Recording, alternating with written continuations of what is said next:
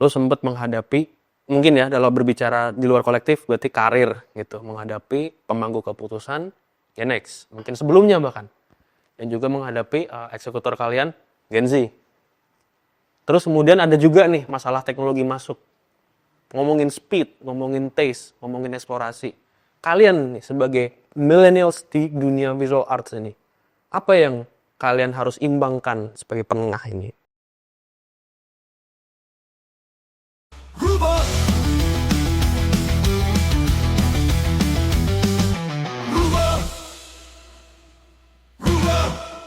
Oke, kalau kita ngomongin dunia industri ya, AI itu terima kasih banyak untuk AI karena memang membantu sekali, sangat membantu sekali di dunia industri ya, terutama untuk speed dan teknis lah gitu.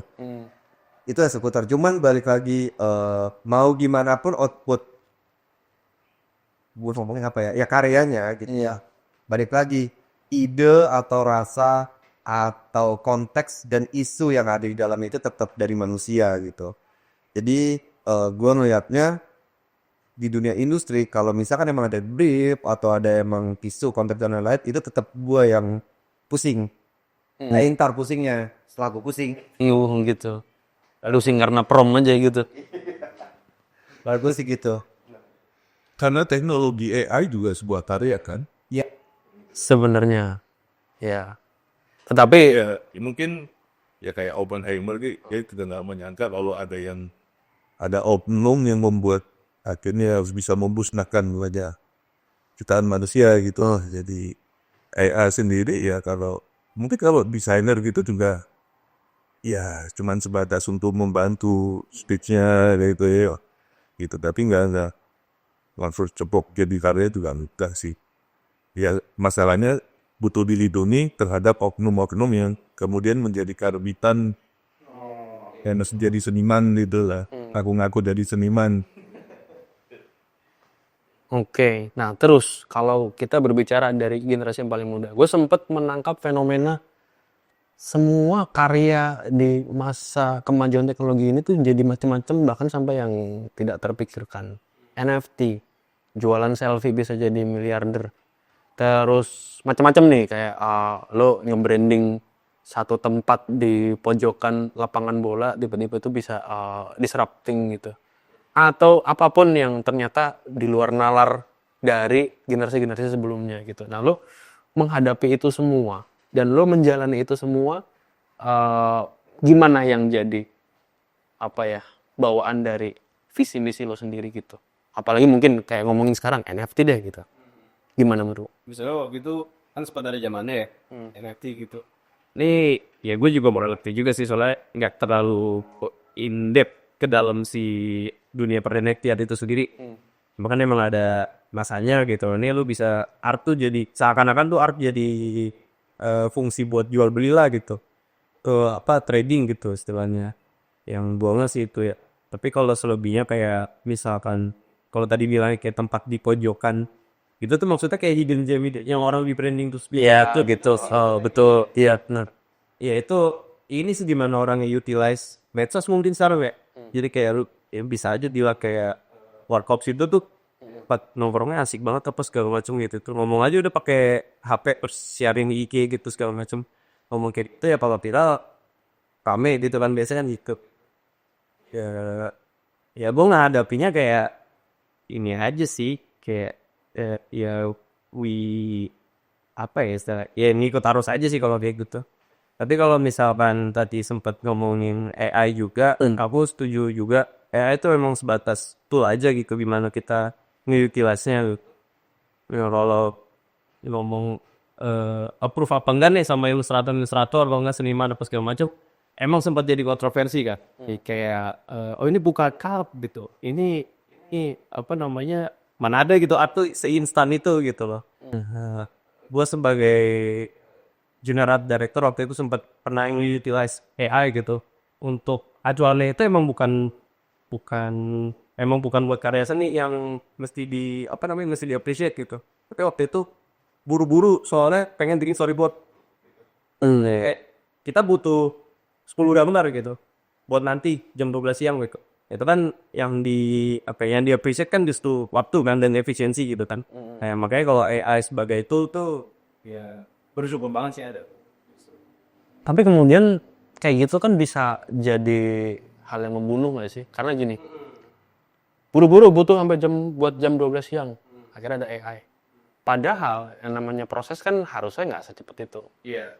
Jadi kreatif itu akan jadi militer gitu loh. Jadi wah lo buat ayo gitu. Padahal kan harusnya nggak kayak gitu. Nah menurut lu gimana? Apakah meskipun ada tools kayak gini, perlu nggak sih kita kayak gitu sampai mempercepat itu? Sampai akhirnya ngelantarin inilah kayak prosesnya yang biasanya dinilai apa segala macam gitu. Nah itu apa ya, mungkin mas-mas di sini bisa bantu jawab gitu. Soalnya kalau ada gimana tadi kayak taunya kan kayak kobus kita jam 12 gitu lah. Kita utilize teknologi yang apa tau ya, kita tahu jelas teknologi yang bisa se-efisien itulah gitu. Ternyata tuh gitu. Ya tapi emang ada yang dirugiin sih tadi kalau emang masih bilang nge-kill gitu kan. Tadi aku sempat ngobrol sama mas-mas MSD di sini di depan soal oh ya kasihan juga ya berarti storyboard artis gitu-gitu tuh. Kalau kita kebiasaan pakai AI tuh ada yang dirugiin. Mungkin itu ya itu tadi satu otoritas yang melindungi salah satunya. Ya katakanlah kayak pitching kalah aja kita tidak dibayar gitu kata itu kan masalah juga sebenarnya gitu. Kita seperti tidak dilindungi ya buat kerja kerasnya. Nah apalagi ini AI masalahnya bukan di desainer tapi penerimaan dari industrinya gitu kan, klien segala macam. Udah cepat aja lah begitu, pakai AI ada, gitu. Kok bilangnya apa gitu kadang asserternya seperti itu gitu. Itu ini kan jadi masalah bagaimana mendidik mereka gitu lah bahwa ini satu profesi desainer ini yang memang perlu lebih dihargai lagi gitu kerjanya. Dan gue sempat menangkap itu dari pameran MSG terakhir. Lo menyuarakan sekali nih bahwa serbuan teknologi dan kemudian serbuan hal-hal yang kemudian menjadikan instan itu tadi justru menguras rasa dalam sebuah art gitu. Nah lo menyampaikan itu dengan sangat ciamik menurut gue. Dan boleh diceritain lagi nggak? Apakah dari karya-karya lo ke depannya akan berbicara soal ini lagi atau lo akan justru membuat oasis baru gitu dari MSG? Makasih Mas udah datang ke acara kita kemarin. Oh iya, oke. Sebenarnya memang kemarin di acara kita tuh karena kita memang aware terhadap teknologi. Jadi kita itu memang challenge kita sendiri plus artis-artis yang kita ajak. Jadi kita bikin pameran dengan output karya, cuman ada 3 tipe lah. Pertama tuh pertama tuh digital drawing atau painting, terus ada risograph printing, which is yang dimana itu kayak setengah ada digitalnya, tapi lu mikir juga gimana nanti manualnya gitu. Abis itu full manual. Nah dari situ kita dapat formula bahwa di setiap tipe pengerjaan atau outputnya ini tuh punya rasa yang berbeda-beda. Tuh, nah kalau gue pribadi sih, gue struknya atau sangitnya nih ya, itu ini manual. Nah kayak dengan manual gue bisa ngerasain gimana kayak brush atau ujung kuas gue tuh jatuh di kanvas terus kayak anjing ada kuas lagi di sini. Itu yang nggak bisa menurut gue, itu yang nggak bisa ada di digital atau teknologi sekarang gitu. Kalau misalkan ada, nggak begitu juga ada brush kan di digital itu. Terus yang kedua adalah proses spiritual gue terhadap karya itu sendiri tuh. Karena gak ada sistem undo di manual, jadi kayak ada spiritual sialan untuk beri lama banget lagi nih. Akhirnya kita refleksi terhadap kanvas kita dan kita di situ mikir, oke, tadi gue salah di sini, berarti gue akan bikin gini. Oke, gue kurang puas jadi gue bikin di sini. Sedangkan kalau digital, kurang nih, udah habis itu kita bikin yang baru yang padahal itu bukan kita gitu. Yang gue dapet sih seperti itu. Nah, jadi kayaknya ke depannya ya untuk hal itu tuh kalau gue pribadi sih gue akan tetap nge-mix itu sih antara manual dan digital gitu. Jadi setuju banget. Jadi kalau dilihat dari segi generasi millennials tetap menjaga keutuhan rasa, tetap menjaga hal yang menjadi refleksi kalian terhadap karya, dan juga tetap berjalan bersama teknologi. Ih, keren loh. Memang berjalan bersama teknologi itu bukan melulu kita menyerahkan diri pada teknologi, tapi kita harus mengkontrol teknologi. Camkan. Nah, terus buat Leo nih. Perjalanan lu pasti panjang nih ke depan untuk di dunia visual arts. Semoga sepanjang. Harus. Lu ada nggak sih keinginan dalam hati lu yang paling dalam sebagai pelaku visual art dari generasi Z ini untuk melihat generasi-generasi sebelumnya? Itu mau lu ajak kemana? Jadi lu punya misi nggak terhadap generasi lu yang sebelumnya? Atau lu mau berdiri sebagai uniquely Gen Z with visual arts in hands gitu? Pasti pengen sih teman-teman tuh kayak nggak cuma ngeliat aja tapi juga bisa ngapresiasi apa namanya orang-orang yang udah jalan duluan sebelum si generasi aku gitu loh. Kayak emang ngulik apa yang dia inginkan tuh salah satu contohnya gitu. Buat aku sih itu ya, kayak aku belajar banyak nggak cuma dari internet aja, tapi kayak ketemu langsung akhirnya bisa ngobrol sama mas-mas dan om di sini juga. Itu juga salah satu inilah apa aku pengen gitu loh, teman-temanku tuh seambisius itu juga soal dunia visual art ini. Dan apa ya, dan ya keluar rumah lah gitu loh, dan askes lah gitu, nggak cuma lihat scroll Pinterest aja gitu. Apalagi tadi kalau kata masnya kan beda tuh rasanya kalau gambar atau enggak ngelukis tapi manual dibanding digital doang tuh. Kayak emang try uploading saja lah buat temen-temen. Yang berarti tetap ada apa spirit untuk berkolektif dong akhirnya. Iya, Dan lo mau gas kolaborasi kita. gas kolaborasi. Oke. Gue pengen dari rekan-rekan di sini dari berbagai generasi punya bold statement tentang visual arts. Kita mulai dari sesepuh dulu. Visual arts dalam menghadapi tantangan berbagai zaman adalah, silakan. Milenial dulu. Ayo Genji dulu.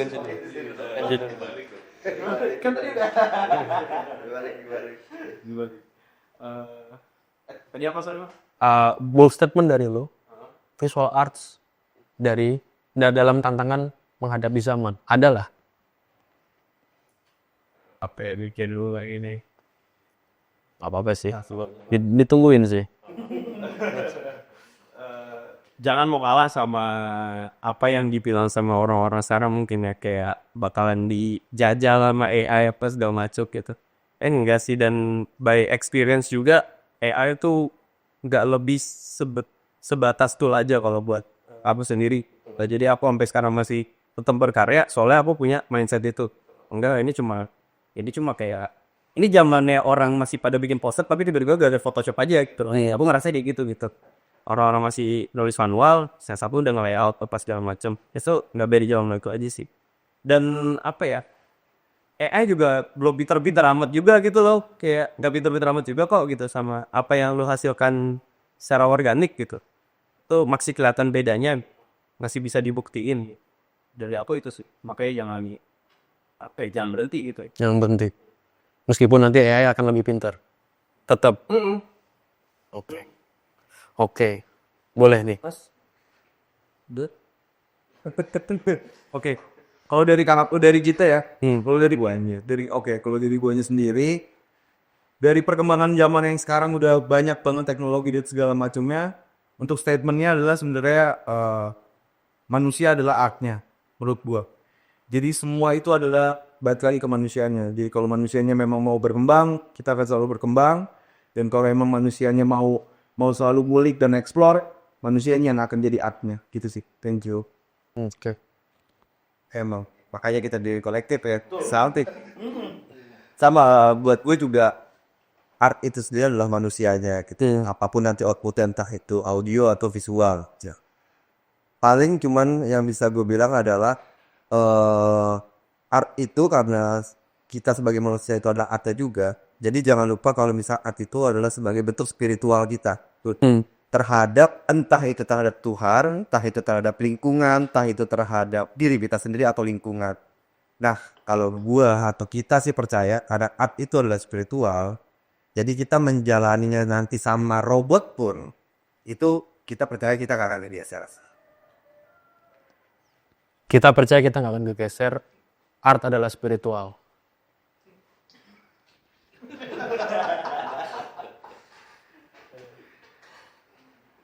Tantangan ya AI ya. Itu kan dari algoritma sebenarnya udah ada algoritma yang sudah ada. Artinya ya sebenarnya dia cuma ngambil dari algoritma itu. Jadi sesuai dengan pepatah kuno sih, kalau lo mau berkarya jangan nyerukut kopi gua, bikin sendiri. Menarik. Bikin kopi sendiri boleh. Iya. Iya.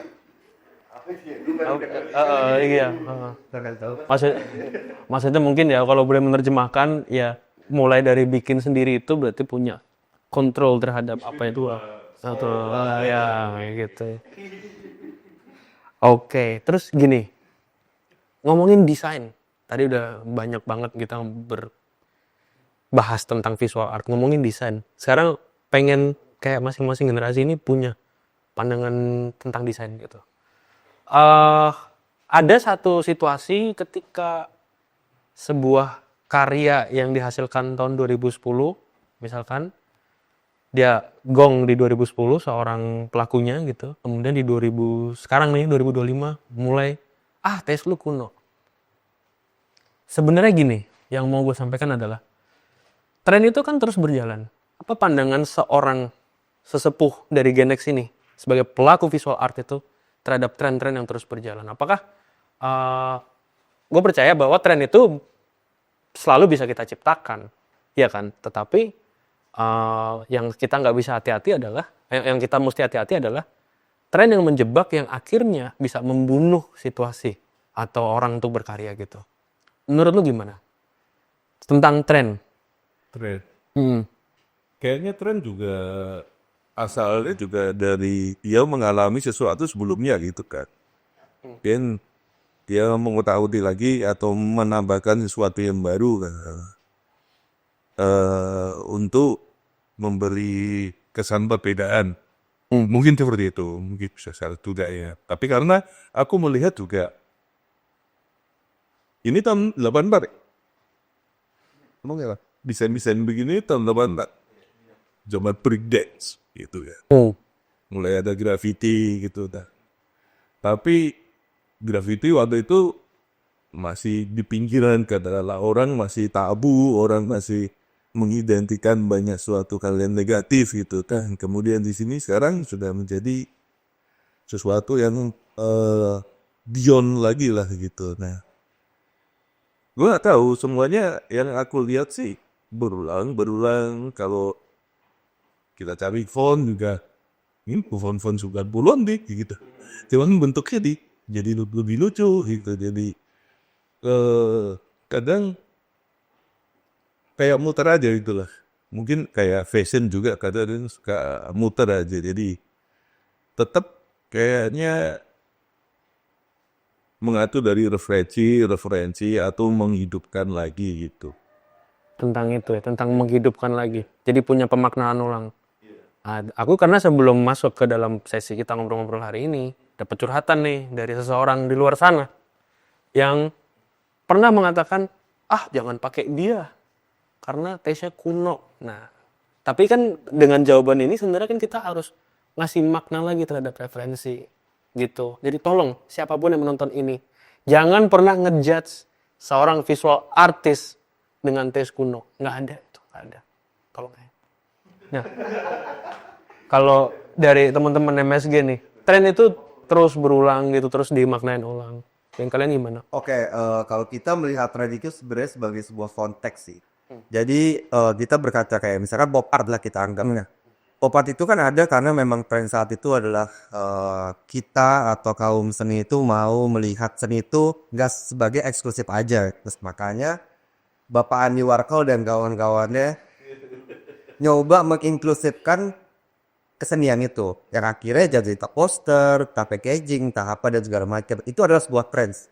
tren dari sebuah isu atau konteks yang ada di negara mereka gitu. Nah, kita ngelihatnya juga sama seperti itu. Kita mencoba biar kita tetap ada spiritnya, biar kita tetap greget lah gitu ya sama kolektif kita. Kita nyari nih tren apa ya kira-kira, atau isu apa ya yang kira-kira bisa kita angkat gitu sebagai sebuah kendaraan kolektif gitu. Kayak terakhir kemarin namanya tema kita Spiring Berkarya gitu. Di situ adalah kesamaan kita berbagai macam pelaku seni, entah musik, visual, audio visual berkumpul jadi satu, kita analogikan sebagai sebuah piring yang dalamnya banyak karya. Nah, dari situ mungkin setelah kita buat itu kan tren muncul ketika orang lihat lalu apa tuh gitu. Lucu tuh, bagus tuh, keren tuh gitu. Nah, jadi kita harap dari apa yang kita buat atas kesamaan konteks dan isu tadi, jadinya bisa menghasilkan sebuah tren. Gak usah tren dulu deh. Orang udah suka, orang dapat referensi, atau bahkan orang jadi kenal siapa dengan acara kita, itu kita udah bersyukur banget sih. Mau itu jadi tren, alhamdulillah banget ya. Kita bisa jadi bapak di warkol gitu. Cuman kalau misalkan enggak juga ya nggak masalah. Jadi sebenarnya kembali lagi ke misi utamanya, menjadi jembatan justru sebelum menjadi tren. Yes. Oke. Nah, kalau dari pelaku visual art dari generasi yang paling muda sekarang nih, Gen Z, dan sebentar lagi Gen Alpha ini udah mau masuk nih. Gen Alpha tuh 2026 udah masuk ke dunia kerja tahun depan. Jadi kalau gue lihat Gen Z yang paling keep up to the trends. Setiap pekerjaan, setiap pop culture yang muncul, semuanya harus berbicara terhadap Gen Z. Kalau dari segi karya komersial gitu, mungkin ngomongin output iklan gitu. Ini target audiensnya harus Gen Z, padahal sabunnya sabun buat orang tua misalkan. Nah, kalian menghadapi ini sendiri, kalian menjadi paling pucuk nih, paling atasnya dari tren. Tapi kalian sendiri gimana melihat hal itu? Apakah kalian terlalu disanjung atau kalian merasa ya gue sama kok gitu? Mungkin boleh diceritain nggak? Ngerasa justru jadi medium ini ya, jadi medium buat belajar juga ya. Kan Gen Z kan 2000-an. Sedangkan trennya tuh kayak lucu deh vintage 80s. Padahal kan kita nggak ngerasa itu sama sekali gitu. Tapi di situ kita jadi terutama gue ya ngerasa itu belajar gitu loh, kayak orang dulu tuh lagu yang ngeteri zaman itu tuh ini apa segala macam gitu, mengkonsumsi media kayak nonton Stranger Things gitu ya sih, kalau nonton Star Wars gitu kayak yang kayak gitu kan ramai kan dulu gitu ya. Buat yang sekarang tuh jadi kayak kita jadi nemu artis musik baru mungkin, kalau nggak tontonan baru gitu yang sekarang udah chapter berapa kita nyari yang versi pertama-tamanya gitu. Ya, nonton Lord of the Rings apa segala macem gitu. Biasanya ngerasa itu sih.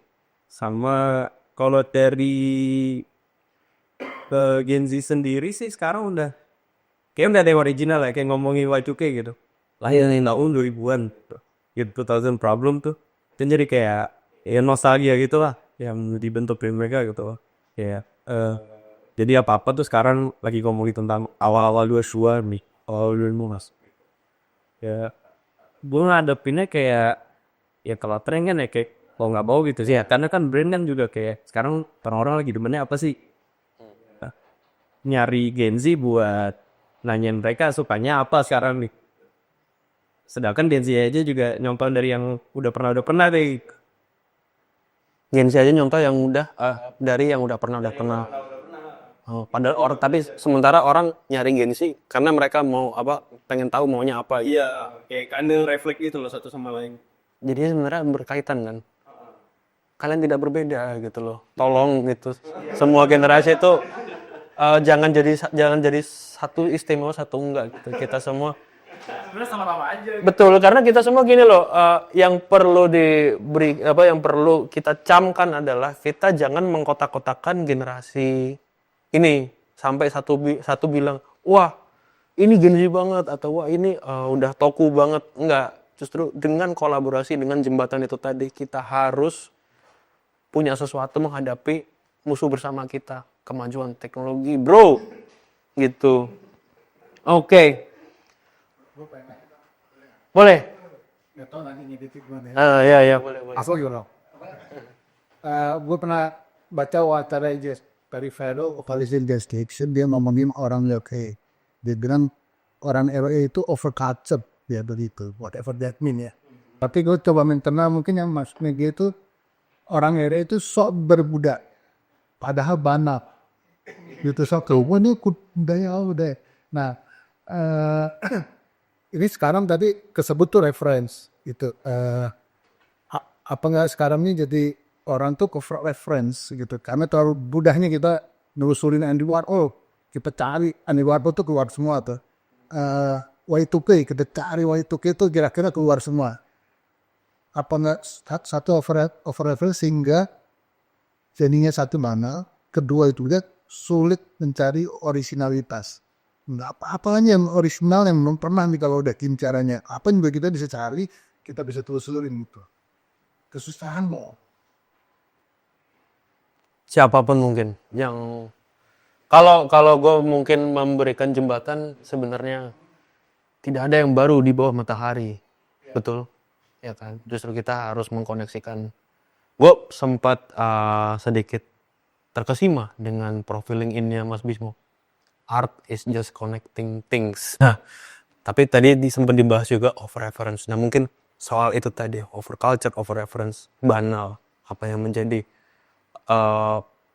pendapat dan tanggapan dari masing-masing. Dari Mas Bismo dulu mungkin. Ini yang referensi. Over reference, that's why. Ya, kalau di jamaku emang gak ada referensi ya. Susah banget cari referensi gitu kan. Makanya semua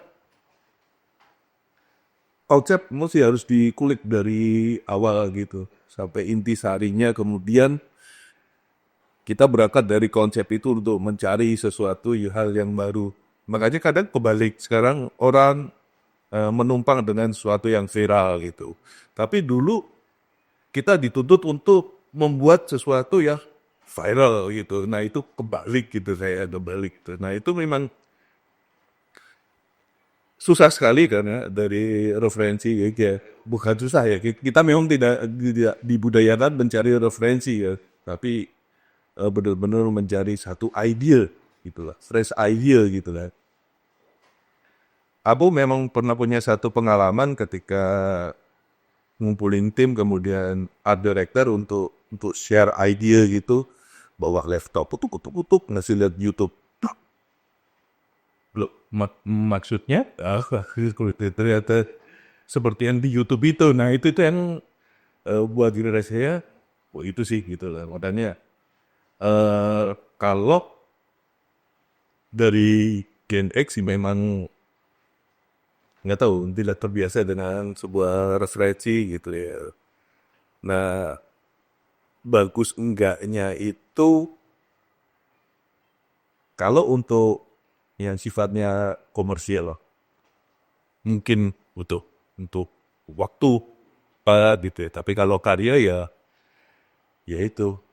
Jangan ngerebut kopi itu tadi, bikin kopi sendiri gitu lah. Over reference, kemudian banal. Kalian sebagai kolektif nih, pasti punya jawaban yang sangat-sangat di luar nalar gitu kalau bisa dibilang. Ya. Oke, kalau menurut gua pribadi ya, ini kita nggak bawa koleksi dulu. Gua pribadi, sebenarnya kita hari ini masih punya originalitas. Memang bukan sebagai output atau apa yang dilihat gitu, tapi sebuah pemikiran. Contoh gampangnya gini, kayak suprematisme, desjil, dan futurisme itu sebenarnya kalau dilihat secara output sama. Ya udah aja sama gitu. Cuman secara pemikiran dan ide di setiap zaman itu beda gitu. Mereka punya originalitasnya masing-masing. Bahkan sampai saat ini kenapa kita bisa dibilang kayak kontemporer lah, atau ada yang bilang pas kontemporer atau apa gitu, itu adalah menggambarkan bahwa manusia itu masih bisa berpikir, masih sanggup berpikir dan masih punya pemikiran ke depan atau menghadapi masalah dalam generasinya gitu. Gue sih melihatnya itu adalah originalitas. Karyanya mungkin mau itu balik ke Renaissance, outputnya ya, mau balik lagi ke kubisme, itu adalah sebuah output gitu. Thinking behind. Iya. Jadi rekan-rekan yang menonton podcast ini, jangan hanya karena omongan orang, referensi atau apapun itu, kita meyakini itu adalah itu. Jadi yang paling penting adalah pahami, dengarkan, lihat. Gitu. Ada lagi dari pelaku utama nih. Kita ngeliatnya apa ya? Kalau apa sendiri sih ngeliatnya, kalau tren kan emang ya gitulah, kayak ya namanya juga musiman gitu kan ya. Jadi dalam musiman mau nggak mau orang emang selalu pasti ada aja yang tiba-tiba ikutin arus apa segala macam tuh. Seakan-akan jadi nggak ada yang original.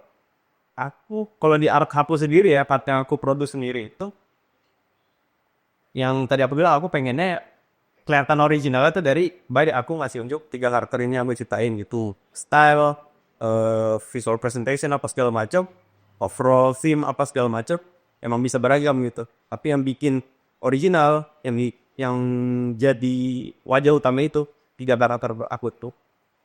Jadi sama kayak orang kalau bikin karya gitu pasti ada ciri khasnya lah masing-masing gitu. Kayak pasti masih bisa ngeliat lah tindak kayak pasti ada originalitasnya lah gitu si seniman ini, kalau individu ini gitu. Kalau timnya itu cuma, kalau aku sendiri bikinnya kayak gitu soalnya kayak emang zaman itu lagi rame aja gitu, emang lagi ikut-ikutan tren aja gitu.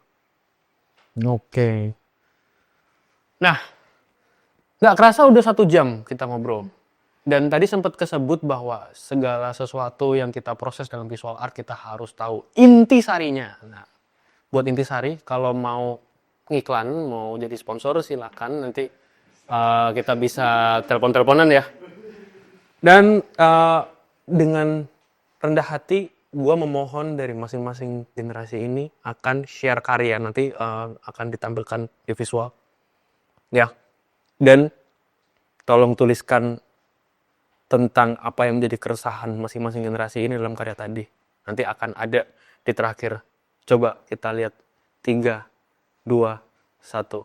Karya mereka.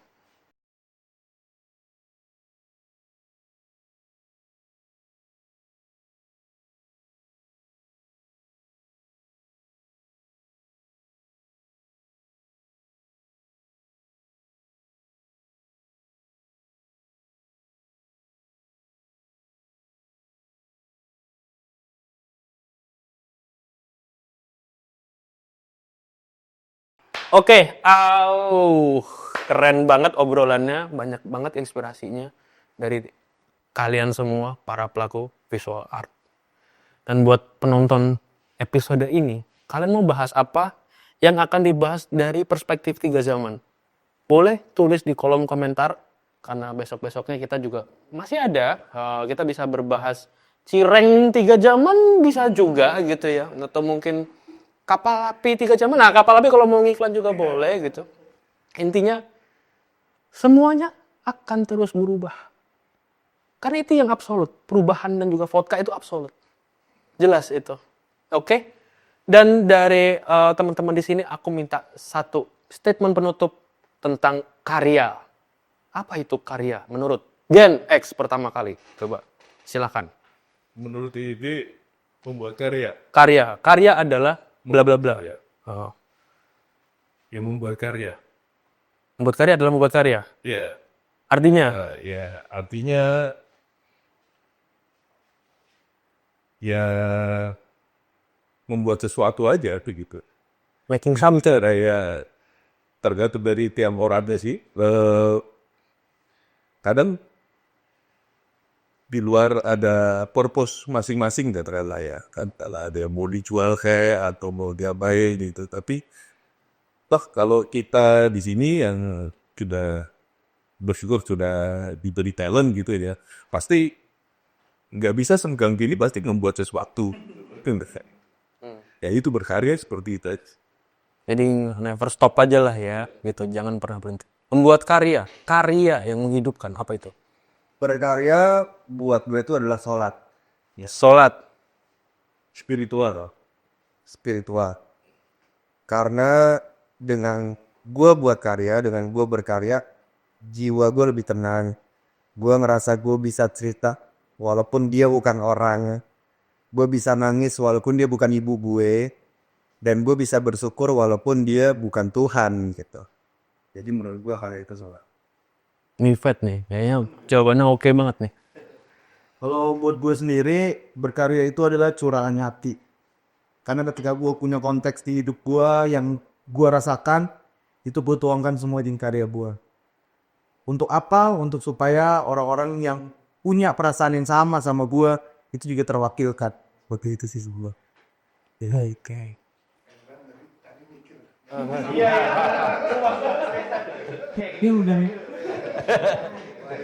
Bisa. Iya itu. What is make your work? Kalau buat gue sendiri personal, bersemangat itu apa ya, kayak feeling bersemangat gitu, feeling semangat itu gue selalu dapetin pas lagi bikin karya. Gue tuh biasanya bikin karya pas lagi pas lagi chill, lagi apa segala macam, memang lagi gabut, nggak ada kerjaan apa, dan gue nyoba cari sensasi gitu dengan bikin karya gitu. Biasanya dengerin lagu juga, dan biasanya kalau emang lagi asik banget gitu, lagi semangat banget bikin karya, bisa bebas gitu lah, sambil nyanyi lah, sambil apa segala macam, dengerin musik. Kayak gue simpulinnya itu deh, kayak berkarya tuh bersemangat gitu, ada semangat gitu buat bikin sesuatu. Membuat sesuatu, beribadah, curahan hati, semangat. Itu yang harus kita catat dalam berkarya, apapun generasinya. Oke, sampai di sini dulu obrolan kita di podcast Rubah. Yang akan jadi pertanyaan berikutnya dan juga bahasan berikutnya, teman-teman boleh komen di bawah ya. Terima kasih udah bersama kami selama kurang lebih 1 jam ini, dan semoga obrolan kita di sini bisa membawa inspirasi buat teman-teman semua, dan juga nantinya bisa membawa kolaborasi lagi ya, ke depannya lebih baik lagi. BTW ini maksudnya ngomong kolaborasi itu biar dapat sponsor ya gitu. Oke, terima kasih sudah bersama kami di sini, dan sampai jumpa di Rubah selanjutnya episode kedua.